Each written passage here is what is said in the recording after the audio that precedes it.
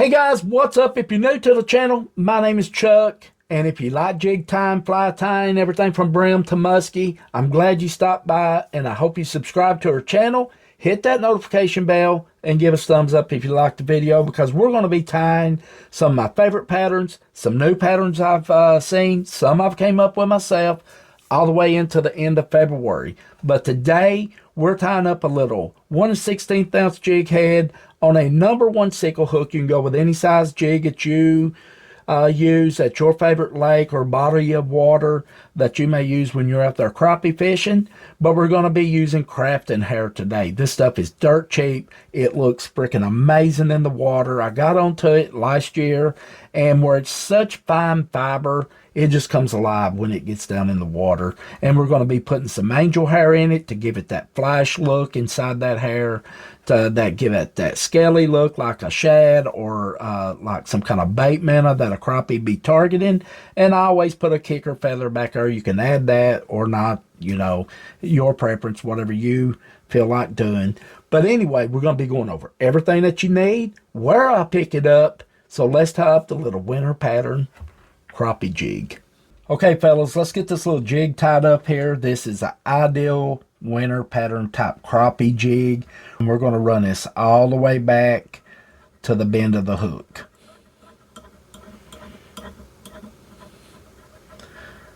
Back up about halfway up that shank there. Now, the first thing that we're going to be adding to this tie right here is a feather. Now, these are all white. I paint my own feathers. And what I usually use is like waterproof markers. I've used these for quite a while now. It doesn't wash off in the water like you would think it would. But I just find you some markers like a Sharpie, any kind of marker that is a permanent type marker. You can go ahead and paint your feathers, whether it's orange, red, green. You can get those markers in multiple colors. Paint them out before you get ready to do your tie. Let them dry, and then you're good to go. So that's what we're going to be going with first, is a green tail on the back of this jig here. And I want this to go out about 1.5 inches or so off the back of this jig right here. So we'll get him measured up here. And then the color part of the feather, which is the top, I want it to lay pointing down toward the hook itself. So we're just going to run this right down, make sure it lays right on top of that shank. Sometimes you have to coach them a little bit.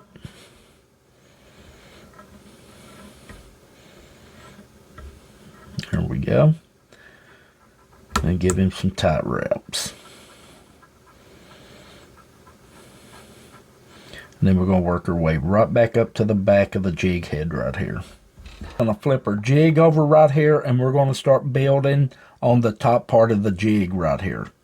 So we got our tail done, and what we're going to be using is craft fur. You can get this off Amazon, Temu, and you can get it in a variety of different colors.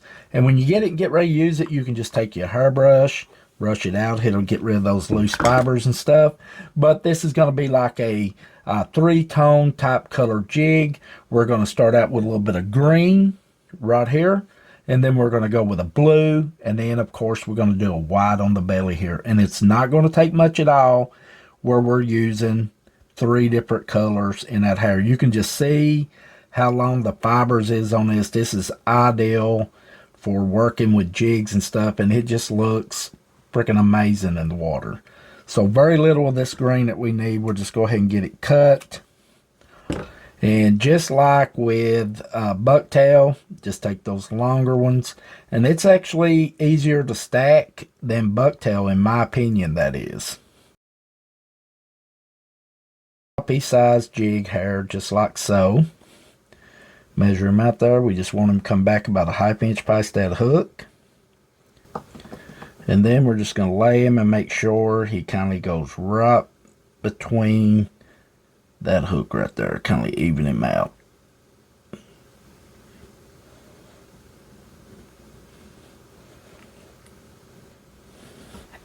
There we go. That looks pretty good. And then the next color that we're going to be going with, we're going to be going with a blue. A light blue to work with there. So we'll kind of just measure him out to the length that we need. Get him cut. And of course we're going to have to stack him again. Just like we done with the green. Okay, that right there looks pretty good. Measure him out. Same length that we done with the green. And if you hear my stomach roaring, I'm sorry. I apologize in advance because I am on a diet. My goal is to lose 60 pounds. And I have been dieting. And I've cut out all them sweets and everything. Trying to get healthier. So you may hear a little rumbling of the stomach. That looks good right there. So we're just going to lay him right back on top of that jig head there. Or on top of that shank. Again, some real good tight wraps right there, locking him in good. Bring him down, make sure he's even across the hook. And then we're just going to bring our jig right back up to the top now. That's looking good right there. Build that collar up a little bit. Now the next thing we're going to be adding on this, I'm not going to be adding no flash like the long flash that you typically use. We're going to be going with some angel hair right here. Now this angel hair, I got this off Temu. I gave like $1 and something for a pack of it. It's real long fibers. And we're going to be laying it right across the back of that shank right there. And I've already got some of it out here. This is what it looks like. This is called white angel hair, but it's got a lot of blue in it. It's got a lot of blue. You can see a little bit of purple in it, but that'll be ideal for this jig here. And we'll just have to cut him down to fit. And then we're just going to lay him right back on the back of that jig head, getting it tight together.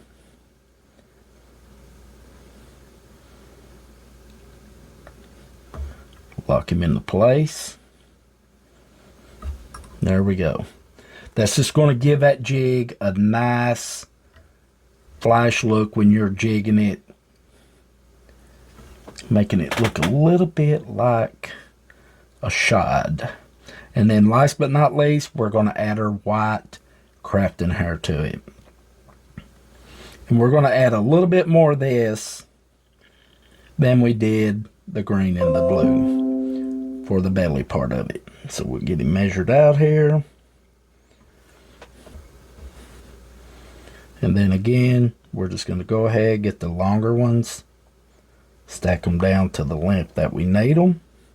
And man, I tell you what, this, I am not joking you, this just comes alive in the water. You can see how fine it is. And you can just kind of let this crafting hair set still right here, and it will like just move on its own. It just looks alive in the water. There we go. That looks pretty good. There we go. We're going to lay him right on the back of the jig head here. That looks pretty good. And then we're just going to tie him into place, lock him in. As my computer is going crazy over there, I'm sorry. There we go. Give him some nice tight wraps now and build the heck out of that collar. Build him up. There we go.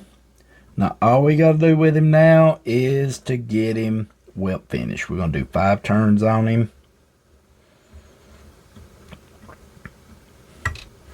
4 or 5. I lose count sometime. And we're going to hit him with the UV resin.